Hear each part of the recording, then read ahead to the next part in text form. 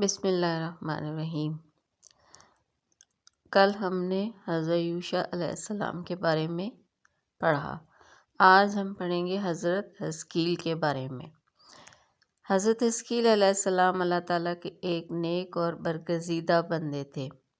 حضرت موسیٰ علیہ السلام کے بعد ان کے خادم خاص حضرت یوشع علیہ السلام منصب نبوت پر فائز ہوئے اور بنی اسرائیل کو ساتھ لے کر ارض مقدس کو مشرکین سے آزاد کروایا۔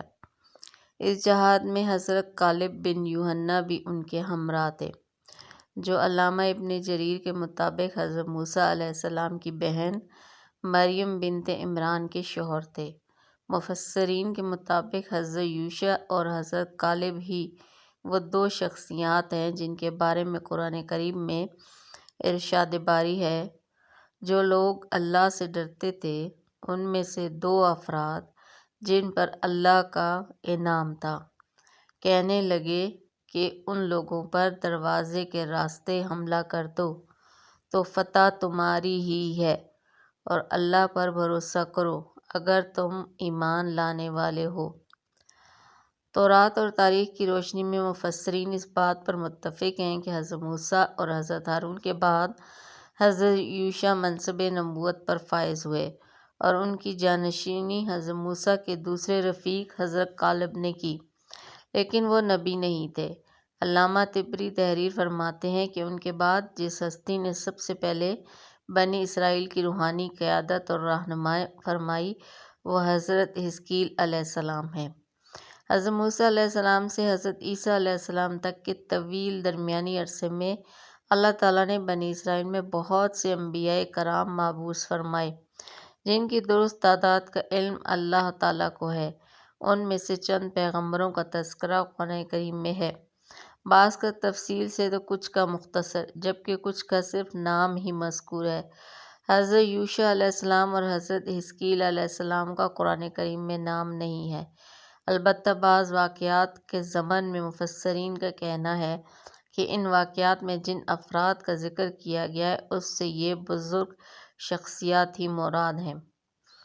توریت کی روایت کے مطابق حضرت حزقیل علیہ السلام کے والد کا نام بوزی کاہن تھا اور آپ کا اصل نام حزقی ایل تھا۔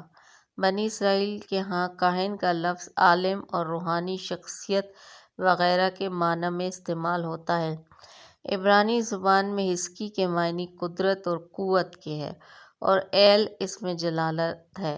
اس سے عبرانی زبان میں اس مرکب کا ترجمہ قدرت اللہ ہے۔ حزقیل علیہ السلام ابھی بچے تھے کہ والد کا انتقال ہو گیا۔ جب آپ کی بعثت کا زمانہ قریب آیا تو والدہ بہت ضعیف اور بوڑھی ہو چکی تھیں، اس لیے اسرائیلیوں میں آپ ابن العجوز یعنی بڑھیا کے بیٹے کے لقب سے مشہور ہوئے۔ تاریخ ابن کثیر۔ سورہ بقرہ میں ایک واقعہ بیان کیا گیا ہے جس کے متعلق مفسرین نے لکھا ہے کہ اس کا تعلق حضرت حزقیل علیہ السلام سے ہے۔ اس ضمن میں حضرت عبداللہ بن عباس اور بعض دیگر صحابہ کرام کے حوالہ سے روایات منقول ہیں کہ حضرت حزقیل علیہ السلام نے بنی اسرائیل سے کہا کہ تم سب تیار ہو جاؤ، ہم مشرکین سے جنگ کرنے جائیں گے تاکہ اللہ کے نام کو بلند کیا جا سکے۔ بنی اسرائیل نے جب جنگ اور جہاد کی بات سنی تو اپنی جانوں کے خوف سے بھاگ کھڑے ہوئے اور آبادی سے دور ایک وادی میں جا کر قیام پذیر ہو گئے، گویا یوں اپنے طور پر مطمئن ہو گئے کہ اب وہ موت سے محفوظ ہو گئے ہیں۔ حضرت حزقیل علیہ السلام نے ان کے اس طرح ڈر کر بھاگ جانے پر ناراض ہو کر ان کے لیے بد دعا کی، یا پھر خود اللہ بزرگ و برتر کو ان کی یہ نافرمانی بری لگی۔ بہرحال ان پر موت طاری کر دی گئی اور وہ سب کے سب موت کی آغوش میں چلے گئے۔ ایک ہفتے بعد وہاں سے حضرت حزقیل علیہ السلام کا گزر ہوا تو انہیں ان کی اس حالت پر افسوس ہوا، جس پر انہوں نے دعا مانگی، یا اللہ ان کو موت کے عذاب سے نجات دے تاکہ ان کی زندگی خود ان کے لیے اور دوسروں کے لیے عبرت و بصیرت بن جائے۔ دعا قبول ہوئی اور وہ زندہ ہو کر نمونہ عبرت و بصیرت بنے۔ تفسیر کبیر اور روحان المعانی۔ قرآن کریم کے سورہ بقرہ میں ارشاد ہے، بھلا تم نے ان لوگوں کو نہیں دیکھا جو ہزاروں کی تعداد میں تھے اور موت کے ڈر سے اپنے گھروں سے نکل بھاگے تھے، تو اللہ نے ان کو حکم دیا کہ مر جاؤ، پھر ان کو زندہ بھی کر دیا۔ کچھ شک نہیں کہ اللہ لوگوں پر مہربانی رکھتا ہے، لیکن اکثر لوگ شکر نہیں کرتے۔ آیت نمبر 243۔ تفسیر ابن کثیر میں صحابہ کرام اور تابعین کے حوالے سے اس واقعے کی تشریح یہ بیان کی گئی ہے کہ بنی اسرائیل کی کوئی جماعت ایک شہر میں بستی تھی۔ وہاں کوئی سخت وبا پھیل گئی، جس پر یہ لوگ تقریباً 10,000 کی تعداد میں گھبرا اٹھے اور موت کے خوف سے اس شہر کو چھوڑ کر دو پہاڑوں کے درمیان ایک وسیع میدان میں جا کر قیام پذیر ہو گئے۔ اللہ تبارک تعالیٰ نے ان پر اور دنیا کی دوسری اقوام پر یہ واضح کرنے کے لیے کہ کوئی موت سے نہیں بھاگ سکتا، دو فرشتے بھیج دیے جو اس میدان کے دونوں سروں پر آ کھڑے ہوئے اور ایک ایسی آواز دی کہ جسے سن کر سب کے سب بیک وقت مر گئے، ایک بھی شخص زندہ نہ رہا۔ آس پاس کے لوگوں کو جب اس واقعے کی اطلاع ہوئی تو وہاں پہنچے، لیکن 10,000 انسانوں کے کفن دفن کا انتظام کوئی آسان کام نہ تھا، اس لیے انہوں نے ان کے گرد ایک دائرہ سا بنا دیا۔ جلد ہی لاشیں گل سڑ گئیں، ہڈیاں پڑی رہ گئیں۔ ایک عرصے کے بعد بنی اسرائیل کے پیغمبر حضرت حزقیل علیہ السلام اس مقام سے گزرے اور اس احاطے میں جگہ جگہ انسانی ہڈیوں کے ڈھانچے بکھرے ہوئے دیکھ کر حیران رہ گئے۔ اللہ تعالیٰ نے بذریعہ وحی انہیں ان لوگوں کا پورا واقعہ بتلایا، جس پر حضرت حزقیل علیہ السلام نے یہ دعا کی کہ یا اللہ ان لوگوں کو پھر زندہ فرما دے۔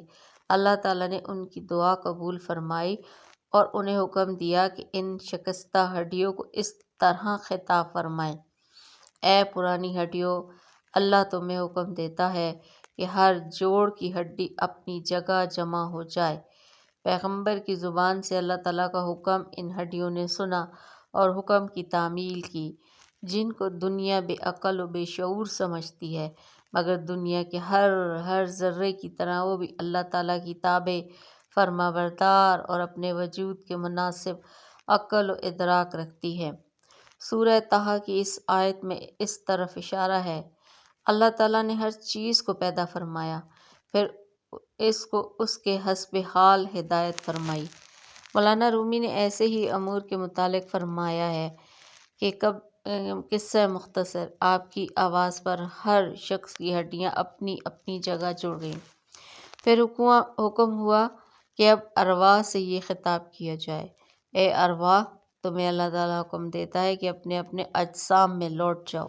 یہ آواز سنتے ہی سارے لاشیں زندہ ہو کر کھڑے ہو گئے اور حیرت سے چاروں طرف دیکھنے لگے۔ یہ واقعہ دنیا بھر کے فلسفیوں اور عاقلوں کے لیے دعوت فکر اور منکرین قیامت پر حجت ہونے کے ساتھ اس ہدایت پر بھی مشتمل ہے کہ موت کے خوف سے بھاگنا، خواہ جہاد سے ہو یا کسی وبا سے، اللہ تعالیٰ اور تقدیر پر ایمان رکھنے والوں کے لیے ممکن ہی نہیں۔ ہر شخص کا اس بات پر ایمان ہونا چاہیے کہ موت کا ایک وقت مقرر ہے اور وہ اس سے ایک سیکنڈ پہلے آ سکتی ہے اور نہ ایک لمحے کے لیے مؤخر ہو سکتی ہے، اس لیے فرار فضول ہے اور اللہ تعالیٰ کی ناراضگی کا سبب بھی ہے۔ حافظ ابن کثیر تحریر کرتے ہیں کہ جس بستی میں وبا پھیلی اس کا نام داردان تھا، جو واسط شہر سے ذرا پہلے واقع تھی۔ بخاری و مسلم میں ہے کہ نبی کریم صلی اللہ علیہ وآلہ وسلم نے فرمایا کہ اس بیماری کے ذریعے اللہ تعالیٰ نے تم سے پہلی قوموں پر عذاب نازل فرمایا، سو جب تم یہ سنو کہ کسی شہر میں کوئی بیماری اور وبا پھیل گئی ہے تو وہاں سے نہ جاؤ، اور اگر کسی بستی میں یہ مرض پھیل جائے تو تم وہاں موجود ہو تو وہاں سے بھاگ کر نہ نکلو۔ خلیفہ دوم امیر المومنین سیدنا عمر فاروق ایک مرتبہ شام کے سفر پر روانہ ہوئے۔ ابھی آپ شام کی سرحد کے قریب تبوک سے ذرا پہلے مقام سرخ تک پہنچے تھے کہ شام میں طاعون پھیلنے کی اطلاع ملی۔ یہ ملک شام کی تاریخ کا ایک بہت بڑا سانحہ تھا جس میں بہت سے صحابہ اکرام اور تابعین بھی لقمہ اجل بنے۔ امیر المومنین نے رک کر صحابہ اکرام سے مشورہ کیا، لیکن کوئی واضح فیصلہ نہ ہو سکا۔ حضرت عبد الرحمن بن عوف اس مجلس میں موجود نہیں تھے۔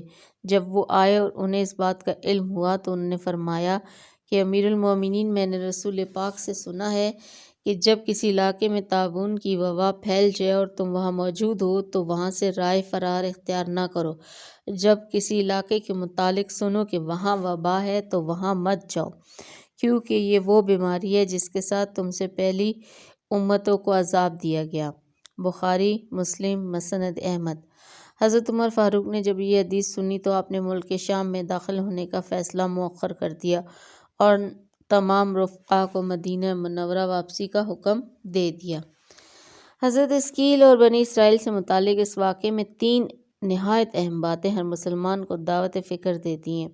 پہلی بات تو یہ ہے کہ موت سے فرار ممکن نہیں، اس کا ایک وقت معین ہے جس میں لمحوں کی بھی کمی یا زیادتی کی گنجائش نہیں، اور اللہ تعالیٰ کا ارشاد ہے ہر جاندار کو موت کا مزہ چکھنا ہے۔